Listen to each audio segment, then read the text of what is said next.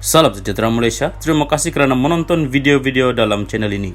Sebelum kita mula, jangan lupa untuk tekan tombol subscribe, share, like dan komen. Let's go! Salam sejahtera dan selamat petang kepada semua pendengar.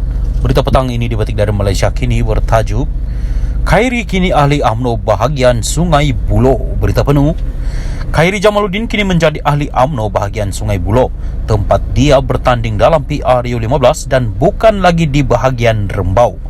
Khairi berkata dia memutuskan untuk memindahkan keahliannya ke Sungai Buloh kerana berasa tidak adil jika dia mengabaikan kawasan itu setelah tewas dalam PRU lalu. Saya tidak suka tinggalkan begitu saja dan saya rasa tidak adil kepada tuan-tuan dan puan-puan. Saya datang ke sini sebagai calon bidan terjun berprofil tinggi. Bila tidak menang lepas itu terus cabut cari tempat lain, katanya seperti dipetik Sinar Harian semalam. Khairi menjadi ahli Parlimen Rembau selama 3 penggal bermula 2008. Namun pada PRU lalu, kepimpinan BN memutuskan untuk mencalonkannya di Sungai Buloh yang merupakan kubu kuat PH. Dia tewas dengan calon PH R. Ramanan dengan perbezaan 2,693 undi. Salam sejahtera dan selamat petang kepada semua pendengar. Berita petang ini dipetik dari thethirdforce.net bertajuk UMNO hidap kanser tahap 4, Zahid wajib digulingkan. Berita penuh, akar umbi ingin seorang pemimpin yang tidak gentar memperjuangkan kebenaran sekalipun beresiko dipecat oleh Presiden UMNO yang tidak serik memecat atau menggantung keahlian mereka yang mengkritik atau menegurnya. Akar umbi tidak percaya dengan retorika semata-mata dan tidak mahu seorang yang memondan depan Presiden kerana takut hilang kuasa dan kedudukan. UMNO sukar diterima saki-baki pengundi tegar parti itu selepas kepimpinannya membelakangkan keputusan dasar dan bekerjasama dengan Datuk Seri Anwar Ibrahim dan DAP. Dasar itu ditetapkan pada Perhimpunan Agung UMNO Mac lalu dan tidak bersyarat. Bermakna larangan kerjasama itu masih berkuat kuasa bila Datuk Seri Dr. Ahmad Zahid Hamidi memutuskan untuk bersama Anwar dan DAP. Keputusan itu disampaikan kepada Istana Negara tanpa pengetahuan ahli-ahli Parlimen Barisan Nasional menerusi satu warkah yang dialamatkan oleh Zahid secara rahsia kepada Yang di-Pertuan Agong. Dalam warkah itu, Zahid menipu Sri Paduka Baginda Tuanku kononnya kesemua ahli Parlimen Barisan Nasional menyokong Anwar sebagai calon Perdana Menteri ke-10. Warkah ini muncul sehari selepas Zahid mendapat persetujuan ke semua ahli Parlimen Barisan Nasional bahawa mereka akan kekal sebagai pembangkang dan tidak menyokong mana-mana calon Perdana Menteri sama ada dari Perikatan Nasional maupun Pakatan Harapan.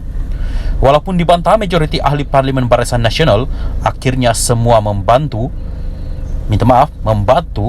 apabila kerjasama UMNO, Anwar dan DAP dihalalkan oleh Zahid dengan naratif palsu kononnya Yang di-Pertuan Agong menitahkan agar Barisan Nasional menyertai kerajaan bersama Pakatan Harapan. Hakikatnya Yang di-Pertuan Agong tidak merujuk kepada sebarang janji kerjasama antara Pakatan Harapan dan Barisan Nasional apabila melantik Anwar sebagai Perdana Menteri. Sebaliknya, Yang di-Pertuan Agong melantik Anwar atas pertimbangan parti yang memenangi kerusi terbanyak, yakni Pakatan Harapan.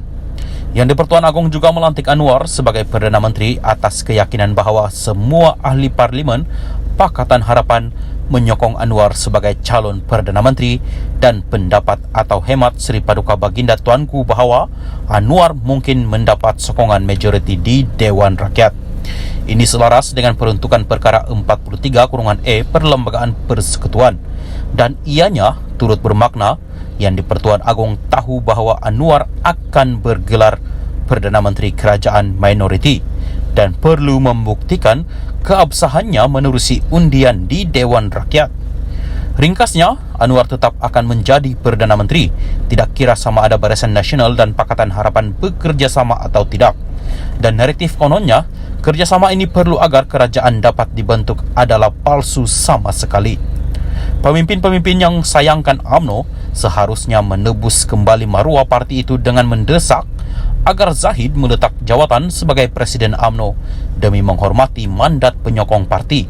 Ini wajib dilakukan kerana Zahid telah menipu ahli-ahli Parlimen UMNO untuk menghalalkan cara di samping melanggar perlembagaan parti apabila membelakangkan keputusan dasar yang dicapai pada Perhimpunan Agung UMNO.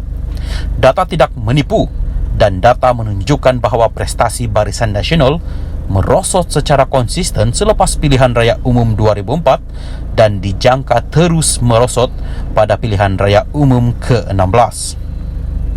Pada pilihan raya umum ke-15, UMNO kehilangan terlalu banyak zon putih atau kawasan fixed deposit kepada Perikatan Nasional kerana akar umbi tidak percaya lagi dengan kepimpinan parti dan mengesyaki Zahid ingin bekerjasama dengan Anwar dan DAP.